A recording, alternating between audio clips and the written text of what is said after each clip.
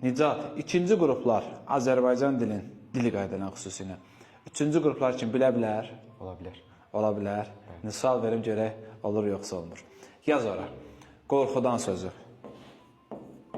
Uşaqlar, siz də səhifəni izləyin. Aha, görək neyini. Siz də təhlil edin özünüz.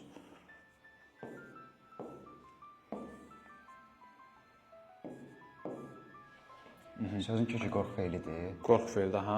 Ut isimlər artırılır, feillər artırılır. Niyə mən qorxudan qorxu yaradıb, qorxudan da qorxut yaranda deyə bilmərəm? Qorxu yaratsaq, isim olacaq, feil artırılmayacaq. T Yəni, feillər artırılır.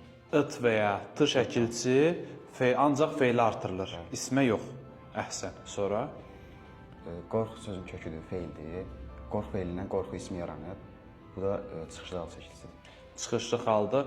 Deyirəm, qorxudan ayağım əsir. Burada qorxudan nədir? İsim. İsimdir. İsim bəzən səbəb mənasındadır. Əhsən, bəli. İsim bəzən səbəb, nə səbəb sualına cavab verir? Məsələn, istidən, soyuqdan sözlərində də olduğu kimi. Yuxarıdakı hansı nitq səsidir? Qorxudan. Cümlə qur. Məsələn, onu qorxudan mənəm.